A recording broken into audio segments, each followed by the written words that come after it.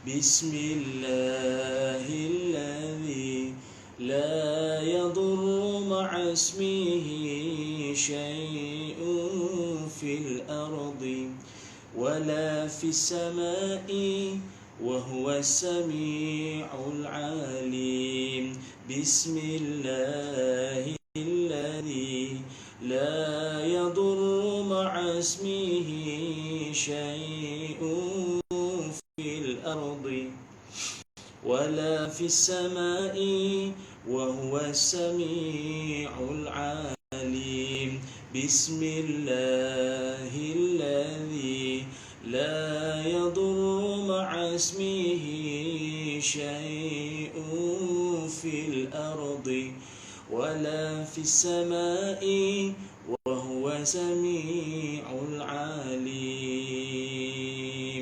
سبحان الله والحمد لله ولا إله إلا الله. الله أكبر. سبحان الله والحمد لله ولا إله إلا الله. الله أكبر. سبحان الله والحمد لله ولا إله إلا الله. والله أكبر. سبحان الله والحمد لله ولا إله إلا الله. والله أكبر. سبحان الله والحمد لله ولا إله إلا الله. والله أكبر. لا إله إلا الله. لا إله إلا الله. لا إله إلا الله. محمد رسول الله. لا إله إلا الله. لا إله إلا الله. لا إله إلا الله. محمد رسول الله. لا إله إلا الله. لا إله إلا الله. لا إله إلا الله.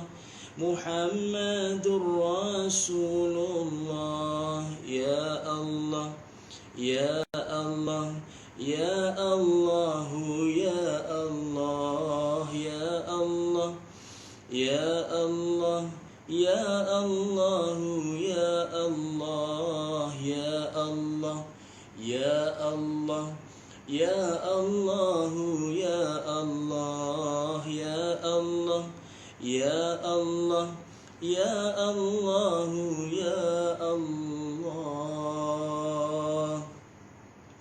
الفاتحة. بسم الله الرحمن الرحيم. الحمد لله رب العالمين الرحمن الرحيم مالك يوم الدين. إياك نعبد وإياك نستعين. اهدنا الصراط المستقيم صراط الذين أنعمت عليهم غير المغضوب عليهم ولا الضالين.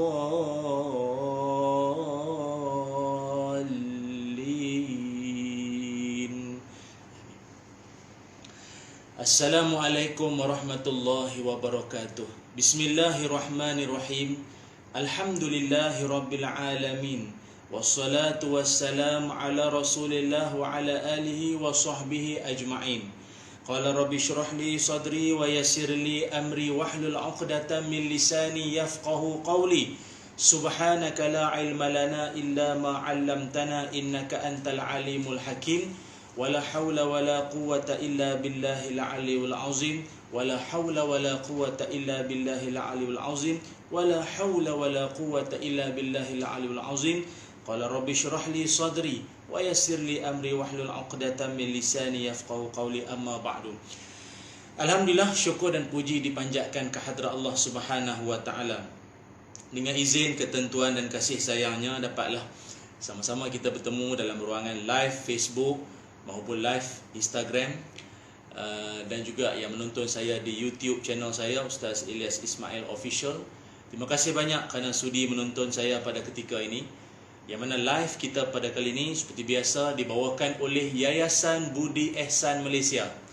Dan untuk itu saya menyeru kepada semua kawan-kawan penonton, follower, teman-teman saya sayangi semua, untuk jom sama-sama kita menyumbang dan kita berikan sumbangan kita kepada Yayasan Budi Ehsan Malaysia ini, kerana mereka merupakan NGO yang akan membantu anda menyampaikan sumbangan anda, donation, sedekah, infak anda, khususnya kepada mereka yang sangat memerlukan di luar sana yang begitu ramai sekali. Pada ketika ini, dalam tempoh ini pun ramai juga yang dalam kesempitan, dalam kesusahan, dalam kesukaran.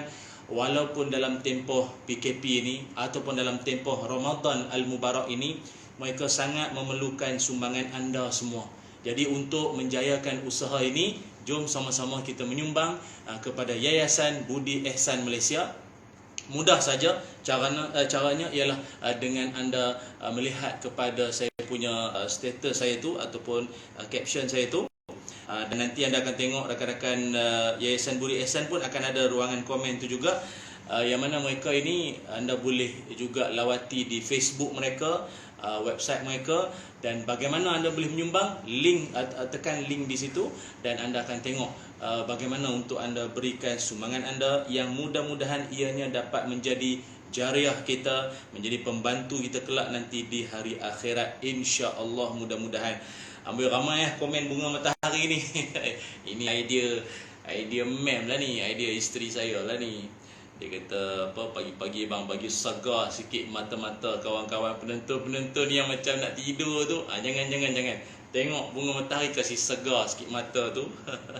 Jadi terima kasih kepada semua yang menonton pada waktu ini. Saya tengok hari demi hari ada sajalah kawan-kawan baru yang saya perasan, ada yang daripada Pahang, daripada Baling, Lemol, like Muhammad Fauzi. Siapa lagi ni? Ramai ni, masya-Allah. Seawal mukadimah tak mula lagi bercakap ni dah kurang lebih hampir 2000 orang menonton, 1800 lebih dah menonton. Terima kasihlah, masya-Allah. Saya tak sangka betul. Ni kalau 2000 ni penuh masjid atas bawah ni, tingkat bawah tingkat atas penuh ni kalau 2000 ni.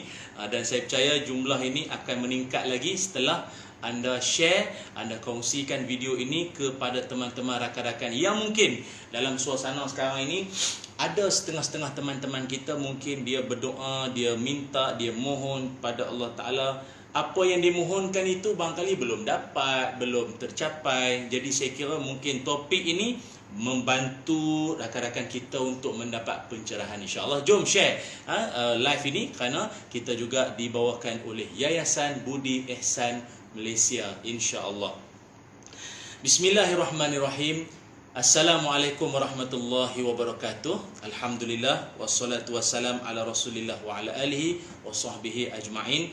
Allahumma aftah lana qulubana fi talabil ilmi warzuqna ikhlasu fihi wal amalu bihi nashru bihi hatta ya'tiyana al-yaqin. Allahumma inna nas'aluka ilman nafi'a wa rizqan tayyiba wa amalan mutaqabbala. Amin ya rabbal alamin. Alhamdulillah, syukur pada Allah Subhanahu wa taala. Terima kasih kepada semua rakan-rakan para penonton yang mungkin baru saja bersama-sama dengan saya pada ketika ini, yang menonton di live Facebook, live Instagram saya ataupun di YouTube channel saya, Ustaz Ilyas Ismail Official. Terima kasih semuanya.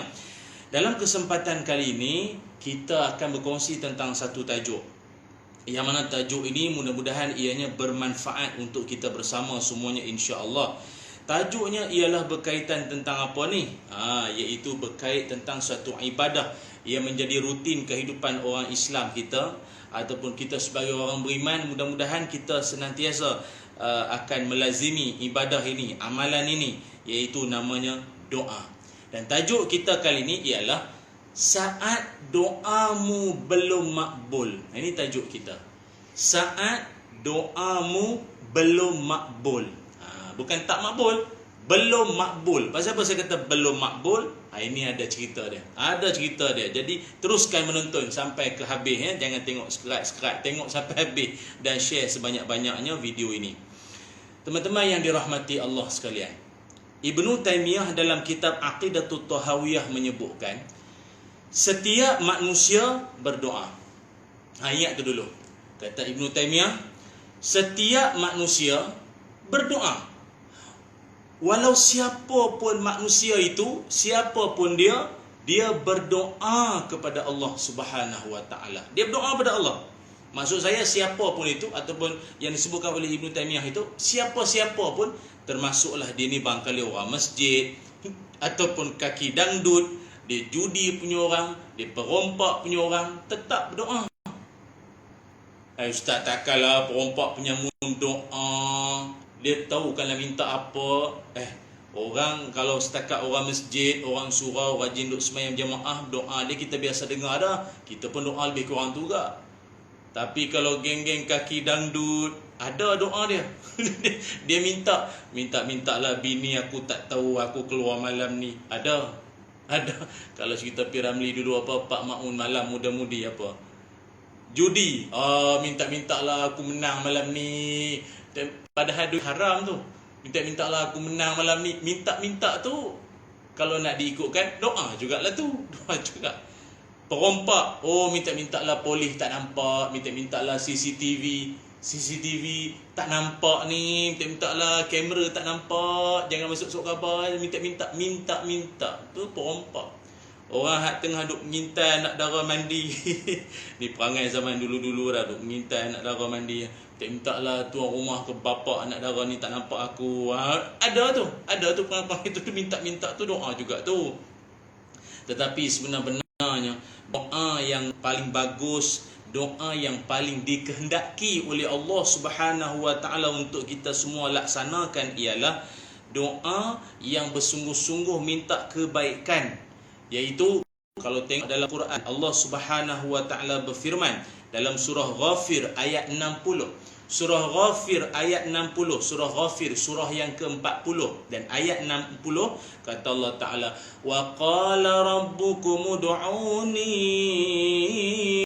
astajib lakum innal ladzina yastakbiruna an ibadati sayadkhuluna jahannama dakhirin. Sadaqallahul azim. Kata Allah taala, dan mintalah, doalah kepadaku, berdoalah kepada Allah Subhanahu wa taala, nescaya akan aku perkenankan, nescaya akan aku makbulkan, aku akan mustajabkan permintaanmu itu. Dan sesungguhnya orang-orang yang sombong, takabur daripada beribadah kepadaku, maka dia akan termasuk dalam kalangan orang-orang masuk neraka Jahannam dalam keadaan hina. Sadaqallahul azim. Ulama tafsir menyebutkan sombong daripada beribadah kepada Allah itu termasuklah sombong daripada berdoa. Sombong daripada berdoa. Lepas mayang, jangan lupa doa lah. Jangan lupa doa. Keadaan apa pun, jangan tinggalkan doa. Malah Allah punya maha penyayang, maha pengasih. Dia suruh kita minta. Dan Allah marah lagi kalau kita tak minta kepadanya. Beza dengan manusia. Manusia kalau jenis muka sama, tiap-tiap bulan minta duit, nak pinjam ke apa, kadang-kadang setengah orang dia meluat, tak ada orang lain dah. Tak ada orang lain. Dia kalau datang minta duit tu, nak minta duit dah tu. Tapi Allah Ta'ala lagi kerap kita minta, lagi selalu kita minta, lagi Allah sayang. Sebab Allah maha kaya, Allah maha pemberi, Allah maha pemurah. Kita manusia tak ada apa. Ada apa? Ada yang maha ya. Dia tak ada apa.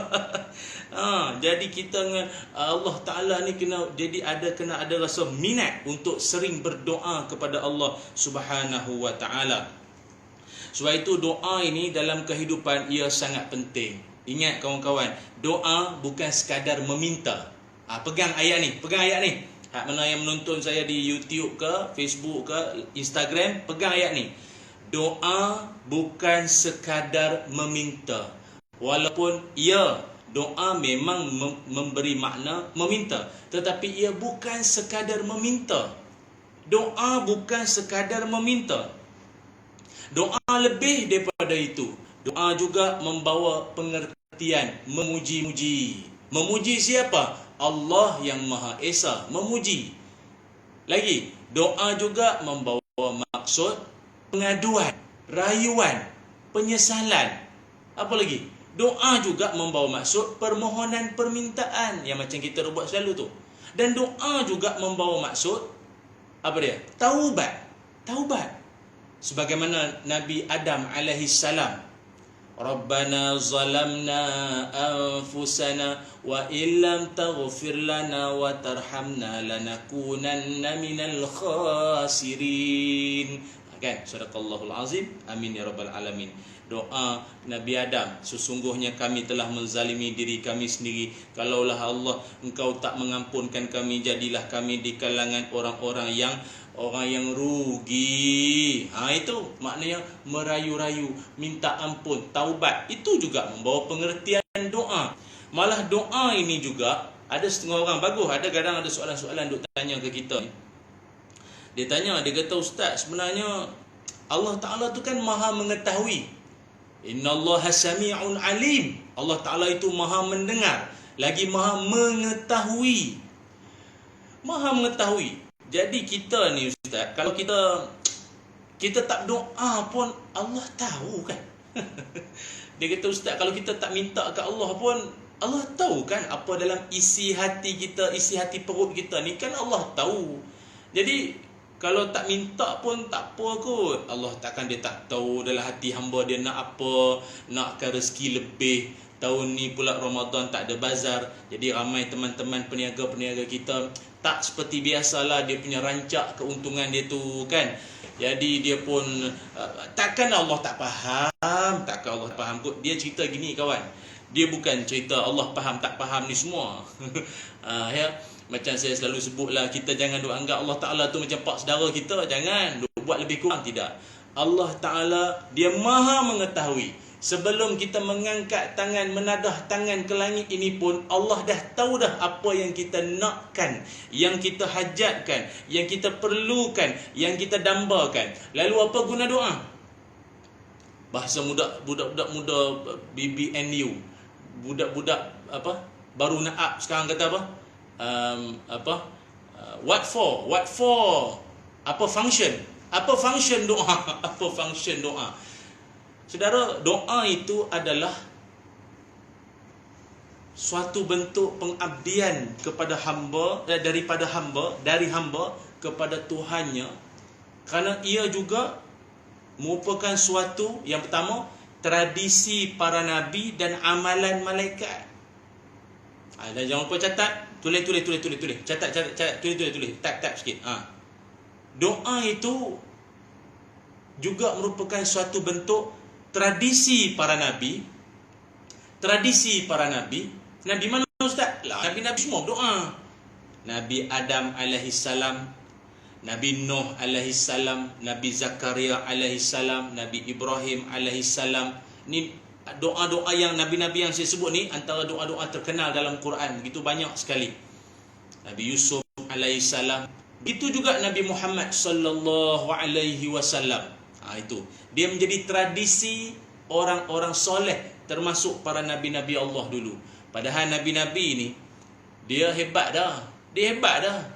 Tapi masih lagi tetap menadah tangan berdoa kepada Allah Subhanahu Wa Taala. Malah diriwayatkan Nabi Muhammad SAW, Nabi sendiri kalau berdoa, pernah dalam peristiwa perang Badar. Nak perang Badar, sahabat melihatkan Nabi berdoa sampai jatuh ni serban ni. Kain yang letak di bahu Nabi itu jatuh. Maknanya Nabi khusyuk dalam doa tu, doa sungguh pada Allah Taala itu. Padahal Nabi ni kekasih Allah, tetap berdoa, tetap meminta-minta pada Allah. Dan juga doa ini merupakan amalan para malaikat. Ustaz, malaikat pun doa? Ya, jawapannya ya. Malaikat pun doa. Yang tak malaikat ni takkan tak doa.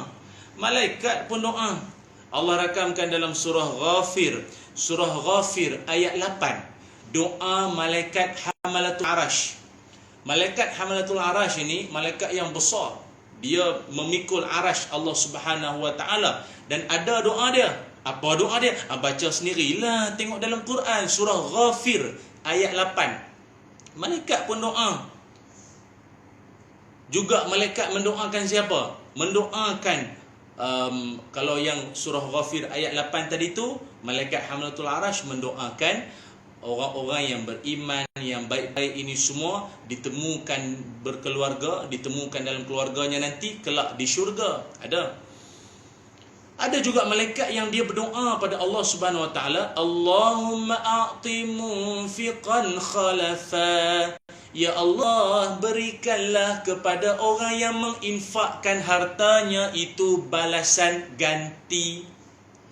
Ulama menyebutkan ganti itu sama ada dua. Pertama, balasan di dunia dalam bentuk kebendaan ataupun apa sajalah Allah akan bagi. Yang keduanya, pahala. Dua benda. Dan yang doa tu siapa? Malaikat. Bila? Pagi. Dan kalau orang tu kedekut, ada doa dia. Allahumma a'ti mumsikan talafa. Ya Allah, berikan hancur kepada orang yang kedekut.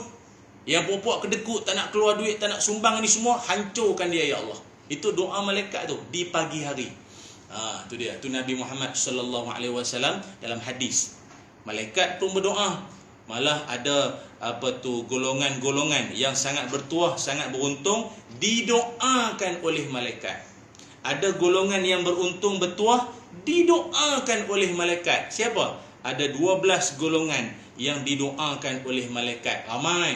Kita pun tak berhajatlah nak cerita sekarang. Tapi nak bagi taunya, mereka ini adalah golongan yang malaikat pun doakan mereka. Doa pada Allah untuk mereka. Diampun dosa, diangkat darjat, diberikan kesejahteraan hidup. Malaikat doa tu. Jadi ingat, malaikat pun doa merupakan amalan dia juga. Lagi doa juga adalah suatu medium untuk mengekalkan hubungan dengan Allah Subhanahu wa taala setiap masa. Poin pertama tadi apa dia? Tradisi Nabi, amalan malaikat. Yang keduanya ialah kekalkan hubungan dengan Allah anywhere, everywhere, where.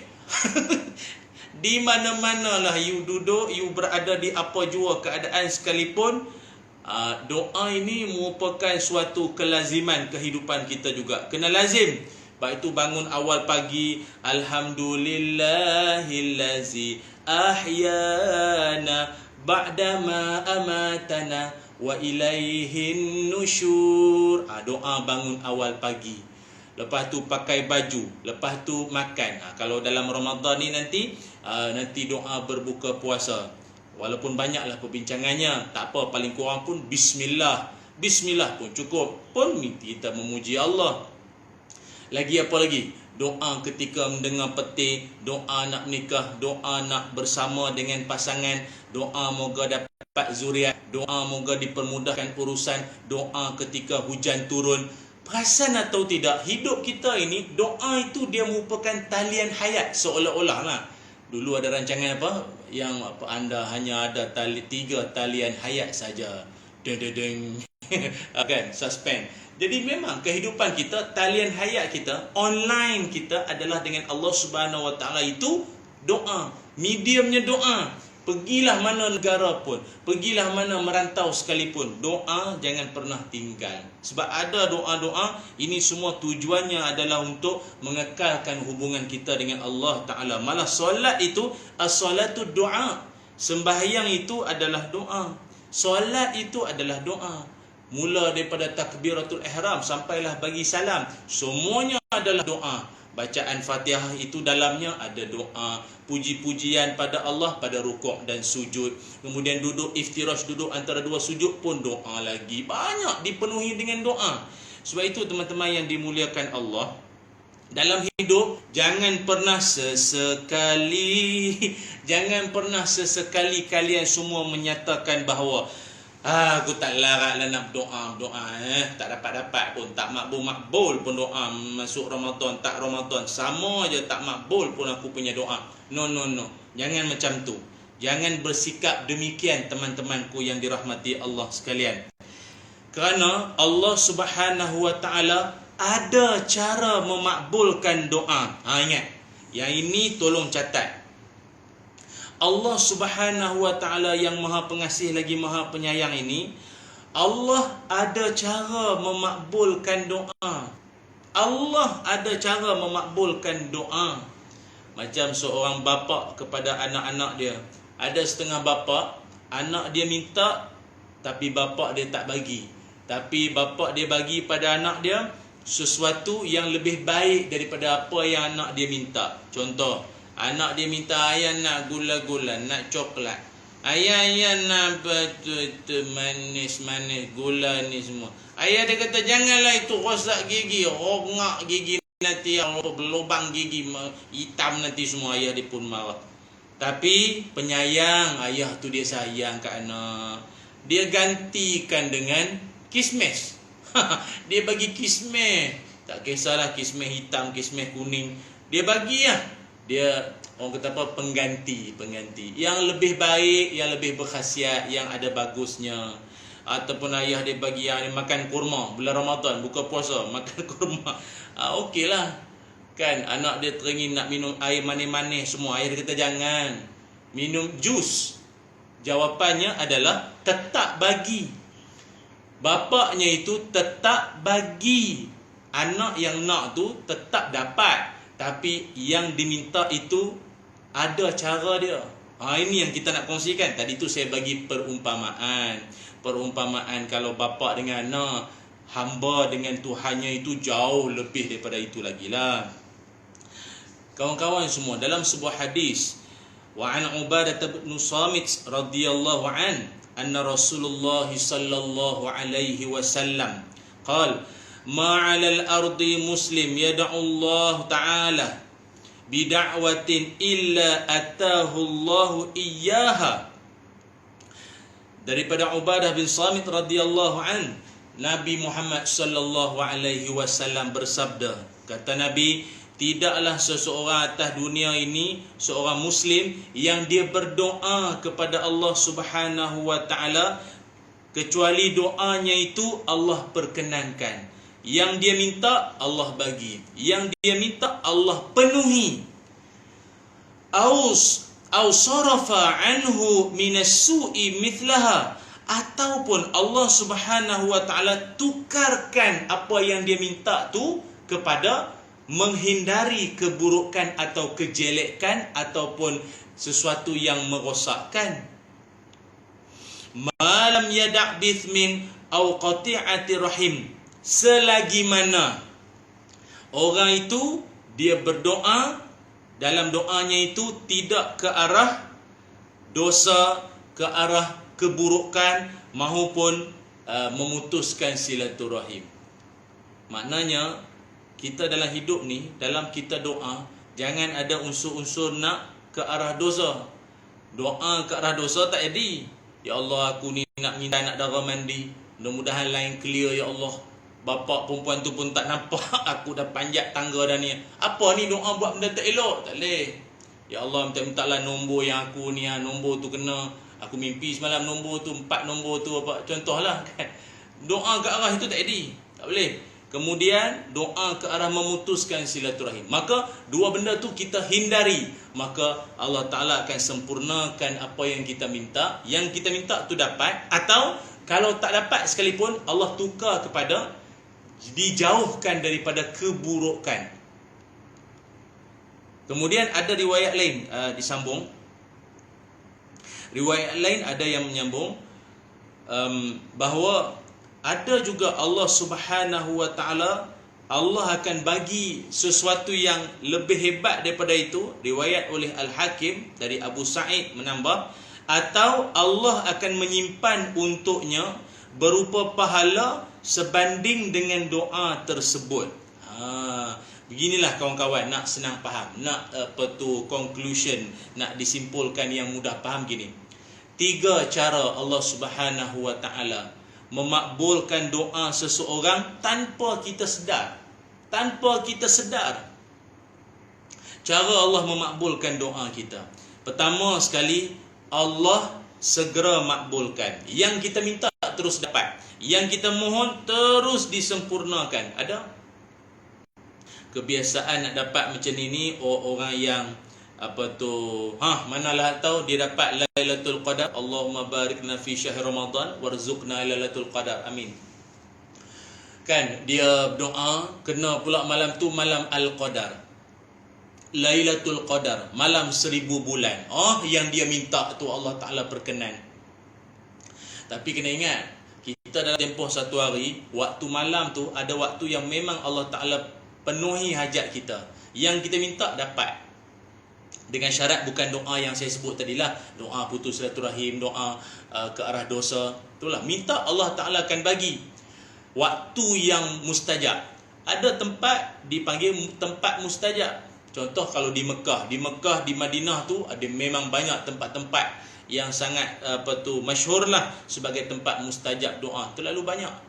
Hatta bumi ataupun tanah suci Mekah tu sendiri, mulut kena hati-hati. Mulut cakap kena hati-hati. Jaga sungguh. Tak tahulah, kadang-kadang tu mulut tu kena hati-hati. Macam saya dulu duduk di Mesir tu juga dikenali Ardu Kinanah. Ardu Kinanah ni bumi yang cakap tu dia jadi balik. Dia jadi apa yang kita cakap tu. Jangan cakap sebarangan di situ tu.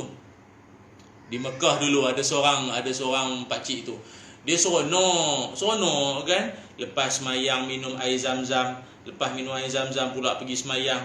Pas semayang makan kurma sekejap. Lepas tu iktikaf, tidur menyandar di tiang masjid tu. Ulang-alik masjid. Seronok dia kata.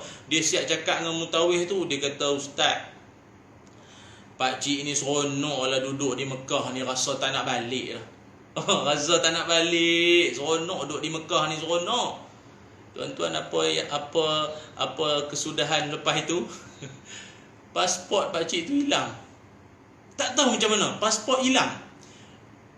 Pasport hilang. Bila pasport hilang, dia ada kesan sikit lah, dia ada efek sikit lah. Lepas tu panjang cerita lah, dia panjang cerita.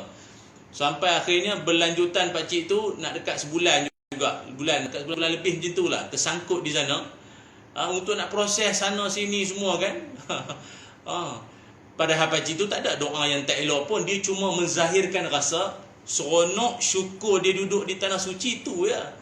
Apatah lagi kalau orang yang cakap yang bukan-bukan. Dulu ada pengalaman kawan-kawan masa buat haji dulu lah, duduk di kemah. Lepas tu kemah kan semua sama je. Bila nak pergi tandas, eloknya berteman lah. Takut terlupa nombor-nombor kemah. Lepas tu sekali ada seorang makcik tu, dia nak pergi kemah, nak pergi kemah pula. Keluar dari kemah dia nak pergi tandas. Kawan dia kata, ingat tak kak jalan nak balik nanti? InsyaAllah hari ni macam rumah kita lah sini. Dia cakap, macam cakap besar lah. Akhirnya kawan-kawan yang satu grup makcik haji tu tak balik-balik makcik ni. Pergi mana makcik ni? Rupa makcik tu salah kemah. Pergi kemah lain. Pagi esok baru jumpa. Punyalah. Jangan cakap besar, jangan cakap yang bukan-bukan. Ataupun senang faham ginilah, berhati-hatilah ketika bercakap. Kadang-kadang dia boleh jadi satu doa. Itu satu. Yang keduanya ialah cara Allah memakbulkan doa kita ialah dengan Allah Ta'ala hindarkan kita dari keburukan. Contoh ada di kalangan kita ini yang berdoa kepada Allah Subhanahu Wa Ta'ala. Dia berdoa kepada Allah Ta'ala apa dia? Dia doa apa? Allahumma akfina bihalalika wa an haramik wa aghnina bifadlika amman siwak. Ya Allah, cukupkanlah aku, cukupkan kami dengan rezeki yang halal dari rezeki yang haram. Kayakanlah kami dengan limpah kurniamu dari meminta-minta selain daripadamu, ya Allah. Okey. Ataupun ialah doa tu kan maknanya juga minta kecukupan hati, kecukupan rezeki dan juga dikayakan. Minta mohon kekayaan. Ada orang dia kata, Ustaz, saya minta kaya, akhirnya tak kaya-kaya. Yang ada kaya pada roti je. Dia main-mainan kaya sapu kat roti tu. Jangan macam tu. Kadang-kadang dalam doa kita kepada Allah Subhanahu Wa Ta'ala, doa kita kepada Allah ada ketikanya bila kita minta pada Allah itu tak dapat, tapi Allah ganti dengan dijauhkan daripada keburukan. Ni contohlah, na'udzubillah, minta jauh, minta simpang. Manalah nak tahu ada kawasan perumahan mana-mana, rumah sederet habis kena pecah masuk dek penyamun masuk, perompak masuk. Dalam banyak-banyak rumah tu, ada satu rumah tu penyamun tak masuk. Tak tahu pasal apa, kot tak nampak ke terhijab ke apa, tak masuk, penyamun tak masuk. Jadi tuan rumah tu apa perasaan? Dia bangun pagi-pagi ke, dia tengok dalam grup WhatsApp, riuh orang cakap, ambil gambar rumah dah berselerak habis semua penyamun masuk. Rupa-rupanya selama itu tuan rumah tu berdoa pada Allah moga jadi orang kaya. Tapi Allah lebih mengetahui apa yang terbaik. Allah tukarkan, walau engkau tak jadi orang kaya, harta engkau yang sedia ada ini, aku pelihara, aku jaga. Ada orang doa pada Allah Ta'ala, semoga dapat kereta mewah, kereta canggih, kereta sedap. Tak. Allah jaga kereta itu. Orang lain kereta baru beli pun dah breakdown, dah rosak sana sini. Dia pakai lama dah. Lama pakai dah sampai habis bayar loan dah. Habis dah. Tapi tak ada rosak, tak ada sakit-sakit lutut sikit je. Nak kena sampai overhaul pun tak payah. Kan jimat duit tu Allah ganti dalam bentuk macam tu. Hikmah kan, Allah Maha Penyayang. Yang ketiganya, atau Allah Subhanahu Wa Ta'ala simpan apa yang kita minta tu, atau Allah tangguhkan, delay. Mungkinlah kot delay, tangguh dulu, Allah bagi nanti di hari akhirat. Mungkin ada di kalangan kita hidup di dunia, kahwin pun tak, sampai meninggal tak kahwin-kahwin, bujang sampai meninggal. Takkanlah dia tak pernah minta pada Allah Ta'ala supaya dikurniakan pasangan. Rabbana hablana min azwajina wa zurriyatina qurrata ayun. Lepas tu, waja'alna lil muttaqina imama. Jangan suruh saya sambung, saya tak reti pagi-pagi. Ada orang buat cover lagu tu kan. Minta pada Allah Ta'ala moga dikurniakan pasangan apa? Pasangan yang penyejuk mata, penenang hati, dikurniakan zuriat, dan kita menjadi imam orang bertakwa. Tak dapat, tak menikah sampai meninggal. Sampai meninggal dunia tak menikah. Rupanya Allah nak nikahkan dia.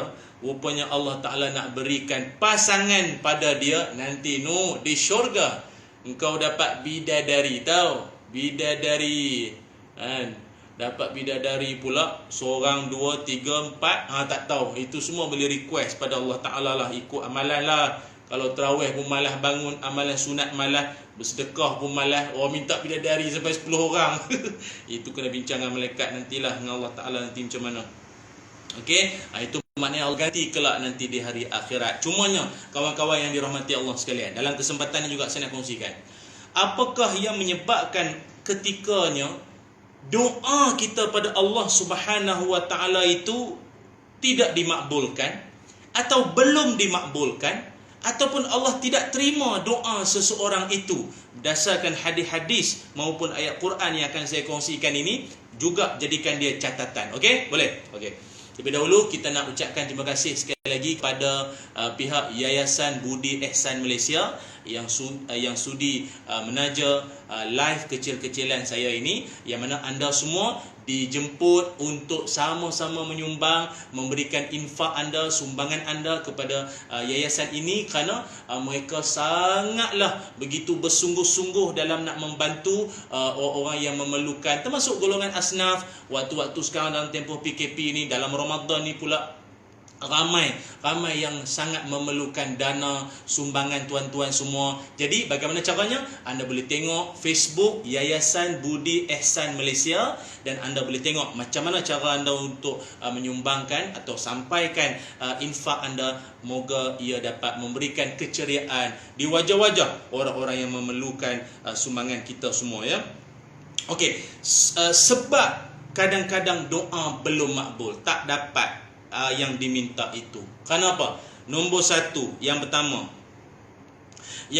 sekali, tolong catat lah. Yang tengok di YouTube pun sama, yang tengok di Instagram, di Facebook, tolong catat. Okey. Yang pertama sekali ialah kerana tidak yakin dalam doa ataupun tak yakin pada apa yang diminta. Dia sebenarnya aspek faktor yakin dalam doa ni merupakan benda penting. Dia penting sangat. Doa diiringi dengan yakin tu perkara penting. Dalam sebuah hadis Nabi Muhammad sallallahu alaihi wasallam, Nabi ada bersabda, kata Nabi, "Ud'ullaha wa antum muqinuna bil ijabah." Kata baginda Nabi, berdoalah pada Allah Subhanahu wa taala dan kalian semua ketika doa tu dalam keadaan yakin akan dimakbulkan, yakin akan dimustajabkan, yakin Allah akan bagi benda tu yang kita minta tu, yang kita panjatkan, yang kita doakan. Dan ada sambungan hadisnya lagi tu, hadis riwayat Imam Tirmizi, nombor hadis 3479. Maknanya kena doa bersungguh yakin yang kita minta tu Allah tak akan bagi. Dia tak boleh doa main cuba-cuba, main try-try, kita tengoklah dulu. Tak boleh. Dia kena masa minta tu bersungguh, betul-betul minta dan yakin Allah akan perkenankan. Tapi tak dapat Ustaz, kan saya dah cakap tadi, cara Allah perkenankan itu kan pelbagai jalan. 3 yang saya sebutkan tadi berdasarkan hadis dan riwayat tadi. Ada satu cerita lah ni dulu, pasangan suami isteri daripada Syria. Mereka ni daripada Syria pindah pergi ke, Allahumma salli ala Muhammad, pergi ke Mekah tak silap. Kemudian duduk di menyewa di satu kediaman tu. Cumanya yang suami isteri ni mereka ada kecil, ada seorang anak kecil. Jadi bila pergi masjid, ada kuliah-kuliah kan disampaikan oleh tuan-tuan guru, masyayikh sana kan, ramai tok guru sana. Salah satu kuliah yang suami tu hadiri dan dia dengar, tok guru tu pesan, siapa-siapa yang nak supaya permintaan permohonannya diperkenankan Allah, rajin-rajinlah dia beristighfar.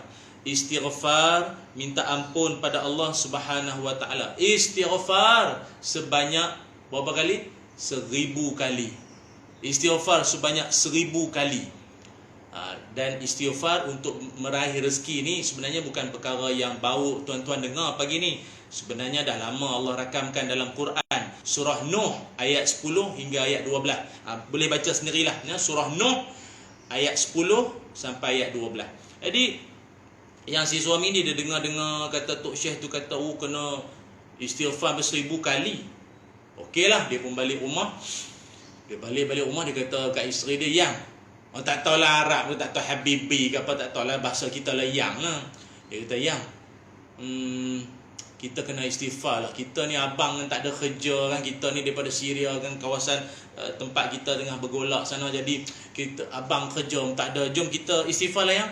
Jom kita try tengok istighfar. Cuba kita istighfar tengok. Jom kita try istighfar tengok 1000 kali. Tok Syekh tu kata siapa istighfar 1000 kali, nanti adalah jalan-jalan rezeki Allah bagi. Jom sayang kita try tengok istighfar. Beristighfarlah suami isteri tu. Istighfar, astaghfirullahalazim, astaghfirullah wa atubu ilaih. Ulang istighfar. Tengoklah kat sebulan tu istighfar kat 1000. Tak dapat. Dia kata, tak ada apa ni kerja, tak dapat pun. Tak dapat. Akhirnya suami ni ialah orang yang sangat memerlukan dana, duit, sumbangan ni ataupun perlukan kerja. Dia sangat bersungguh. Dia nak tahu cara tu. Macam orang tengah ikhtiar nak dapat anak lah. Ikhtiar macam-macam, pergi terjun tasik dayang bunting lah, pergi jumpa apa tu doktor sakit puan ke apa nama, makan telur ayam kampung mentah lah, puyuh tak makan kot, tak tahulah. Macam-macam ikhtiar lah. Jadi dia pun jumpa balik Tok Syekh tu. Syekh tolonglah. Hari tu tuan guru tuan Syekh cakap, siapa-siapa yang doa siapa-siapa yang istighfar 1000 kali, Allah akan bagi. Sekarang ni saya dengan isteri saya, saya istighfar 1000 kali, kadang tu lebih. Tak dapat pun. Saya nak kerja sebenarnya. Apa kata tuan guru tuan Syekh tu kata, adakah kalian istighfar, minta ampun, istighfar pada Allah ribuan kali itu dalam keadaan teragak-agak atau mencuba-cuba? Macam jom kita cuba dulu istighfar, tak jadi istighfar, kita try ayat lain pula. Cuba-cuba. Ada tak cuba-cuba? Laki tu dia mengaku Tuan Syekh, sungguh memang saya dengan isteri saya, kami ni sejak daripada Tuan Guru ceramah itu, saya kata kat isteri saya, jom kita cuba try jom istighfar. Tak boleh. Kata Tuan Guru tu, takkan sesekali engkau dalam doa meminta-minta pada Allah, kalau ada istilah cuba, jom try ke apa semua ni, cuba, try, test apa semua ni, itu belum lagi bentuk keyakinan dalam berdoa pada Allah Subhanahu wa taala. Macam kita dalam kalimah syahadah kan, aku bersaksi bahawa tiada Tuhan yang disembah melainkan Allah. Aku bersaksi bahawa tiada Tuhan yang disembah melainkan Allah. Bersaksi. Kalau orang Melayu siap naik saksi you. Siap naik. Naik saksi, naik atas apa? Aku naik saksi, bersaksi. Macam seolah-olah nampak sungguh. Allah Ta'ala seolah-olah yakin sungguh cakap tu, yakin aku bersaksi bahawa tiada Tuhan yang disembah melainkan Allah, dan Nabi Muhammad SAW itu pesuruh Allah. Aku bersaksi. Mana ada kita kata saya cuba untuk bersaksi sebab saya tak nampak Allah. Tak. Yakin. Kalimah orang Islam ni yakin bila dia bercakap tu. Macam ni lah, kita nak minang anak dara orang. Lepas tu pakcik tu ialah bakal pak mentua tu kan, dia tanya kita ni, Mat, sungguh ke nak minang anak pakcik ni? Cakap direct lah, pantun-pantun tak payah. Sungguh ke nak anak pakcik ni? Kan? Pakcik ni ada 2 bunga aja dalam rumah ni. Nak yang mana satu? Saya nak bunga yang pertama. Contoh paling dekat lah, nak bunga yang pertama. Ini tak ya, ni tak ada bunga. Yang ni, saya nak bunga yang sulung tu. Okey. Jadi macam mana ni kalau sungguh nak anak pakcik ni, apa kamu punya cita-cita ni yang macam mana lepas nikah ni? Saya insya-Allah lah pakcik, saya cubalah jadi menantu yang baik lah. Saya cuba jadi menantu pakcik lah. Dengar ayat macam tu, cuba jadi menantu. Cuba jadi menantu. Mana ada cuba? Menantu lah. Mana ada cuba jadi menantu? Begitulah dalam doa kita. Jangan duk cuba-cuba. Dia kena betul yakin yang kita nak tu, kita yakin Allah akan berikan. Walau dalam apa jua keadaan sekalipun. Sangka baik pada Allah Subhanahu wa ta'ala. Itu yang pertama sekali. Tontonan kita telah pun ditonton oleh kurang lebih 6,000 orang dah setakat ni. Terima kasih banyak ya. Terima kasih banyak. Kuliah kecil-kecilan je ni. Tolong share lagi, bagi banyak-banyak lagi. Kerana kuliah kita ini dibawakan oleh Yayasan Budi Ehsan Malaysia. Itu yang pertama. Yang kedua, dalam berdoa, sebab kenapa kadang tak makbul, belum makbul, Allah tak terima doa tu, sebab dalam doa jangan gopoh terburu-buru dalam doa. Jangan gopoh dalam doa. Tenang. Dalam doa jangan gopoh. Jangan gopoh, kelang kabut. Jangan. Dalam hadis Nabi Muhammad sallallahu alaihi wasallam, Nabi mengingatkan kepada kita, doa satu orang ini akan diperkenankan oleh Allah Subhanahu wa taala malam yasta'jil, selama mana dia tidak tergesa-gesa, tak terburu-buru, tak kalut, dia tak kalut-kalut. Maka ditanyakan, qila ya Rasulullah mal isti'jal, apa itu terburu-buru, kelang kabut tu macam mana? Tengah doa tu, ya Allah, biar nak lewat dah ni aku. Adakah begitu? Ataupun kelang kabut dalam doa terburu-buru tu macam mana? Qala, kata Nabi, yaqulu qad da'autu wa qad da'autu falam ara yastajibu li fayastahsiru 'inda zalika wa yad'u du'a. Kata Nabi Muhammad sallallahu alaihi wasallam, hadis riwayat Imam Muslim, nombor hadis 2735. Kata Nabi, orang yang terburu-buru dalam doa, dia gopoh dalam doa itu, artinya ialah ketika dia berdoa, dia kata begini, sesungguhnya aku telah berdoa dan doa, namun aku tengok tak makbul juga, lalu dia rasa jenuh dan dia tinggalkan doa. Ada orang-orang jenis macam ni, kita pernah nampak, kita pernah tengok. dalam dia duk doa kan, malah doa lah kau minta larat dah. Kami dah 20 tahun nikah, tak ada anak malah doa dah tak. Kami pun dah putus asa dah. Oh jangan begitu kak. Oh jangan begitu. Entah-entah tempoh perkahwinan yang ke-21 tahun rupanya Allah nak bagi. Rupanya masuk tahun ke-20 dah frah dah, putus asa dah. Jangan. Saya pernah jumpa ada orang umur yang perempuan tu 40 lebih, suami tu 60.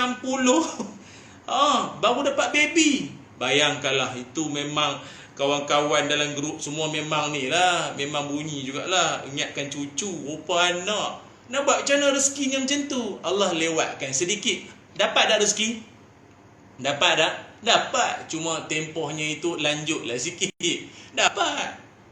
Maka janganlah sesekali kita kata aku doa tak dapat. Jenis mulut-mulut cakap macam tu, Allah tak bagi nanti. Allah tak bagi nanti. Aku dah lama berdoa nak minta kerja situ. Payah minta tak dapat. Ramadan ke, Lailatul Qadar ke, Laila nampak qadar ke, apa-apa aku minta pun sama ya tak dapat. Jangan. Itu seolah biadab dengan Allah. Kita seolah-olah nak memaksa Allah tu macam tu. Kita nak paksa Allah, bagilah ya Allah, bagilah. Lagi teruk, ya Allah kurniakanlah aku ni apa-apa tu minggu depan, ya Allah minggu depan. Kalau boleh hari Isnin lah ya Allah bagi. Apa ni? Mana adab seorang hamba? Kita ni kalau nak mohon peruntukan daripada pemerintah kerajaan yang berhormat pun ada surat. Surat pun tulis tu cermat, ikut apa tu dia panggil apa? Format surat rasmi semua elok. Adab dengan Allah yang maha memberi rezeki. Lagilah kena beradab. Tu yang kedua. Yang ketiganya ialah, iaitu dalam doa jangan sesekali duk menjerit-menjerit. Doa jangan duk jerit-jerit. Ya Allah, bagus ni apa? No. Apa doa-doa macam tu? Memang hidup kau banyak masalah, hidup kau terlalu banyak cobaan, dugaan sekalipun. Masalah suaminya, masalah mertuanya, jirannya, anaknya, semua. Jangan, ya Allah, jangan. Entah apa drama. Saya tengok hari tu ni drama ke cerita apa tu, tengok. Menjerit-jerit tu, nangis-nangis. Tak kena. Bukan begitu. Dia doa ni kena tenang-tenang. Malah sifat doa dalam keadaan tenang ini Allah gambarkan Nabi Zakaria alaihissalam. Nabi Zakaria Allah Ta'ala rakamkan dalam Quran surah Maryam ayat 3. Iznada rabbahu nidaan khafiyya. Tatkala Zakaria bila berdoa kepada Tuhannya dengan suara yang lembut. Suara lembut, suara tenang. Kita Allah Ta'ala ni bagaikan pasangan kekasih. Bagaikan gitu. Macam kekasih. Tenang-tenang cakap, ya Allah, Allahumma ufirli zunubi, Allahumma inni as'alukal jannah, Allahumma inni as'alukal jannah. Tenang doa pada Allah. Tenang doa pada Allah. Syahdu, rindu, apa lagi? Sendu, apa lagi? Doa tu tenang, jangan gopoh, jangan nak jerit-jerit, jangan. Sebab Allah itu maha mendengar. Allah maha mendengar. Jangan gopoh, jangan dalam keadaan yang tidak beradab ketika berdoa. Juga boleh rujuk surah Al-A'raf ayat 205 berkenaan dengan doa tanpa meninggi-ninggikan suara. Lagi apa? Tu yang ketiga. Yang keempat, jangan juga berdoa dalam keadaan terlalu memperincikan doa. Kawan tu letak jangan berdoa dalam keadaan terlalu memperincikan doa. Detail sangat. Jangan.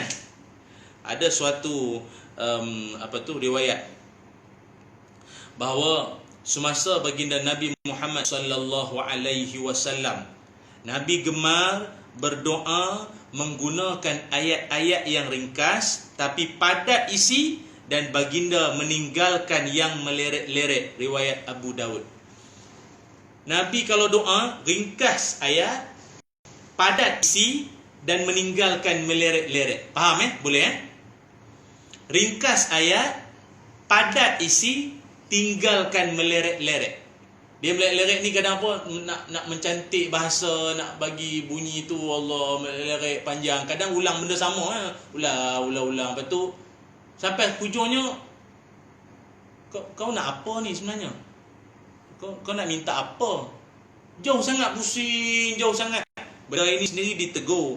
Pernah ada satu riwayat daripada anak Sa'ad bin Abi Waqqas bahawa beliau berdoa minta syurga, dan ketika doa minta syurga tu pula minta syurga, nikmat serta kegembiraan, memohon perlindungan daripada neraka dan rantai api neraka. Maknanya sebut detail syurga tu rupa, keadaan neraka tu keadaan semua ni. Maka Sa'ad pun menegur anaknya dengan berkata, memadailah bagimu memohon syurga dan berlindung daripada api neraka. Cukup. Riwayat Imam Abu Daud dan Imam Ahmad. Cukup. Jangan terlalu nak detail sangat, terlalu sangat. Berikanlah kejayaan kepada anakku dalam peperiksaan tahun ini. Cukup dah. Tak payah nak sebut, ya Allah beri kejayaan anakku peperiksaan tahun ini, ya Allah, apa tu, ataupun tahun-tahun mendatang, ya Allah, bahasa Melayunya dapat A, matematik dia dapat B plus pun okey lah, ya Allah, B plus pun okey lah. Ini bukan order teh tarik kedai mamak ni. Ni doa Allah ni yang maha memberi, maha kaya. Dia cara tu macam order mi pula, cara dia punya minta pada Allah Subhanahu Wa Taala. Mana ada? Tak boleh macam tu, dia kena ada adab. Maka begitulah kurang lebih sedikit sebanyak perkongsian saya berkait tentang Sa'ad, doamu belum makbul. Yang kalau nak diikutkan terlalu banyak lagi pengisian yang saya nak berikan. Namun dengan keterbatasan masa yang ada ini, mudah-mudahan ianya dapat dimanfaatkan oleh semua teman-teman saya, khususnya kita yang berada di dalam bulan Ramadan Al-Mubarak. Jom perbanyakkan doa, jom tingkatkan doa, sebab dalam ayat Quran sendiri Allah Ta'ala ada berfirman, Allah menyebutkan wasta'inu bis-sabri was-salah ila akhiril ayat. Kata Allah Ta'ala, mohonlah pertolongan pada Allah dengan jalan apa? Dengan jalan apa? Sabri was-salah, kan? Sabar dan juga solat. Ada setengah ulama tafsir juga menyebutkan sabri, sabar, selain daripada makna sabar, ia juga membawa maksud puasa.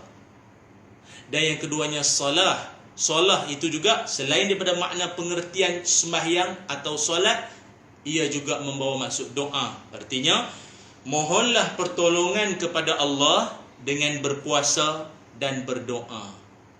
Kan? Betul tak? Puasa dan juga doa. Orang yang berpuasa, doanya tidak disia-siakan. Doanya tidak ditolak oleh Allah. Siapa? Orang yang berpuasa. Ayo puasawan semua. Puasawan.